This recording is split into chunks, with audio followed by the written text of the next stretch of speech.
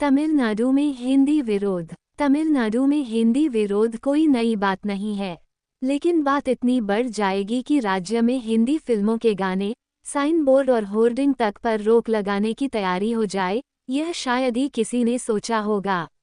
वहां की स्टालिन सरकार इसकी तैयारी कर भी चुकी थी और विधानसभा में इससे जुड़ा विधेयक लाने की करीब करीब घोषणा हो चुकी थी। लेकिन पता नहीं स्टालिन सरकार को सद्बुद्धि आई या फिर कुछ और, इस विधेयक को फिलहाल टाल दिया गया है। सरकार ने सफाई दी है कि राज्य में हिंदी पर प्रतिबंध लगाने का उसका कोई इरादा नहीं है। वैसे राजनीतिक जानकार मानते हैं कि बढ़ते विरोध के चलते स्टालिन सरकार को यह फैसला लेना पड़ा है। तमिलनाडु में हिंदी विरोध 1937 से ही जारी है। मद्रास प्रांत के चुनावों में चक्रवर्ती राजगोपालाचारी मुख्यमंत्री प्रीमियर बने थे। चक्रवर्ती राजगोपालाचारी ने सत्ता संभालते ही मद्रास प्रांत में प्राथमिक शिक्षा में हिंदी की पढ़ाई शुरू करा दी थी, जिसका विरोध सीए अन्नादुरै ने किया था। उसी अन्नादुरै के उत्तराधिकारी स्टालिन हैं। इस तरह से स्टालिन अन्नादुरै के विचार को ही आगे बढ़ा रहे हैं। तमिलनाडु में हिंदी का तीखा विरोध 1965 में भी हुआ। संवैधानिक प्रावधान के हिसाब से हिंदी को 26 जनवरी 1965 को राजकाज में अंग्रेजी का स्थान लेना था, लेकिन सीए अन्नादुरै की अगुवाई में 25 जनवरी को ही पूरे तमिलनाडु को हिंदी विरोध में काले झंडों से पाट दिया गया। तमिलनाडु में हिंदी विरोध 1967 तक उग्र रूप ले चुका था। स्टालिन सरकार इसी विरोध परंपरा को आगे बढ़ा रही है। इसी साल की शुरुआत में राज्य के आधिकारिक बजट से रुपये के उस हिंदी प्रतीक चिन्ह को तमिल सरकार ने हटा दिया, जिसे भारत सरकार ने अपनाया है और जिसे मानना पूरे देश के लिए जरूरी है। तमिलनाडु की द्रविड़ राजनीति भाषा और परंपरा विरोध पर टिकी हुई है। रामास्वामी पेरियार से शुरू और सीए अन्नादुरै से होते हुए आज की द्रविड़ राजनीति इसी ग्रंथि से पीड़ित है। इससे तमिल उपराष्ट्रीयता को बढ़ावा मिलता है। द्रविड़ राजनीति इसे तमिल अस्मिता से जोड़कर फायदा उठाती रही है। इसी के चलते कांग्रेस 1967 से तमिलनाडु की सत्ता से बाहर है। तब से लेकर वह कभी द्रमुक तो कभी अन्नाद्रमुक की पिछलग्गू बनी रही है। द्रमुक और उसके कर्ता धर्ताओं को सोचना चाहिए कि अब हालात बदल रहे हैं।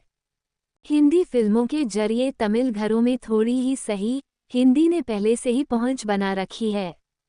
हिंदी गाने को तो तकरीबन समूचा तमिल समाज समझता है। तमिलनाडु में हिंदी का प्रसार बढ़ रहा है। बड़ी संख्या में उत्तर भारत के छात्र तमिलनाडु के निजी संस्थानों में पढ़ाई कर रहे हैं। चेन्नई के एक प्रतिष्ठित निजी विश्वविद्यालय की हिंदी प्रोफेसर डॉक्टर पद्मावती कहती हैं कि उनके विश्वविद्यालय का कैंपस ऐसा लगता है मानो किसी हिंदी भाषी इलाके का विश्वविद्यालय हो। उत्तर भारतीय छात्रों की बदौलत इस विश्वविद्यालय में कामकाज और आपसी संपर्क की भाषा हिंदी है। नतीजतन उनका विश्वविद्यालय न सिर्फ अपने प्रोफेसरों को हिंदी बोलना सीखने के लिए प्रोत्साहित कर रहा है, बल्कि इसके लिए विशेष कक्षाएं लगाने जा रहा है। हिंदी के संदर्भ में तमिलनाडु का चेहरा बदल रहा है। स्टालिन सरकार ने हिंदी थोपने का आरोप लगाते हुए नई शिक्षा नीति को लागू करने से मना कर दिया है, लेकिन निजी स्कूल धीरे धीरे नई शिक्षा नीति अपना रहे हैं। विशेषकर सीबीएसई बोर्ड और आईसीएसई बोर्ड के स्कूलों ने नई शिक्षा नीति अपनाना शुरू कर दिया है।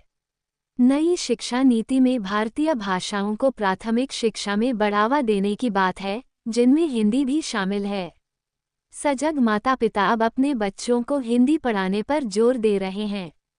2011 की जनगणना के अनुसार तमिलनाडु में करीब 2.11% जनसंख्या हिंदी भाषी थी।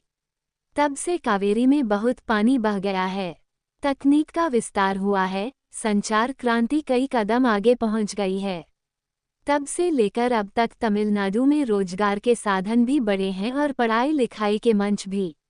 जाहिर है कि पढ़ाई और रोजगार के लिए उत्तर भारतीयों की अच्छी खासी संख्या तमिलनाडु पहुंच चुकी है। भाजपा लंबे समय से तमिल राजनीति में सेंध लगाना चाह रही है। बेशक उपराष्ट्रपति सीपी राधाकृष्णन हिंदी नहीं बोल पाते, लेकिन भाजपा उन्हें देश के दूसरे सर्वोच्च पद पर पहुंचाकर तमिल जनता को संदेश दे चुकी है कि भले ही उसका सियासी आधार राज्य में बड़ा न हो, पर वह तमिल अस्मिता और लोगों का सम्मान करती है। काशी तमिल संगमम के जरिए हिंदी भाषी राज्यों और तमिलनाडु के बीच सांस्कृतिक एकता के तारों को मजबूत किया जा रहा है। शायद इसी वजह से स्टालिन घबराए हुए हैं। उन्हें लगता है कि अगर हिंदी का ऐसे ही प्रसार बढ़ता रहा, भाजपा इसी तरह राज्य में सक्रिय रही, तो उसकी पहुंच और स्वीकार्यता राज्य में बढ़ेगी। इसलिए भाजपा को वह जहां हिंदी भाषियों की पार्टी बताने की कोशिश में है, वहीं हिंदी विरोध की परखी हुई राजनीतिक तरकीब को अपना रहे हैं। उन्हें लगता है कि हिंदी विरोध के सहारे तमिलनाडु में भाजपा की पैठ को रोक सकते हैं। लेकिन वह भूल रहे हैं कि अब हालात बदल चुके हैं। अब लोग हिंदी विरोध की राजनीति को समझने लगे हैं।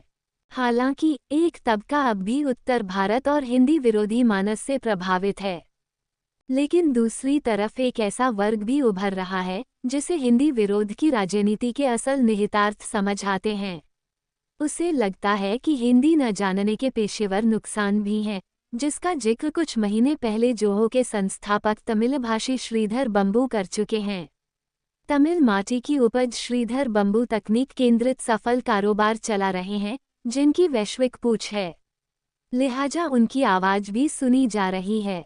स्टालिन चाहते हैं कि ऐसी आवाजों को सुनने वालों का आधार बढ़े, इसके पहले ही हिंदी विरोध का राजनीतिक रसायन तैयार कर लिया जाए। स्टालिन ने फिलहाल प्रस्तावित कानून की बात को सिरे से खारिज कर दिया है, पर इसका यह अर्थ नहीं कि वो हिंदी समर्थक हो जाएंगे। हिंदी के खिलाफ आने वाले दिनों में अपने राजनीतिक पिटारे से वो कोई नया हथियार निकाल सकते हैं।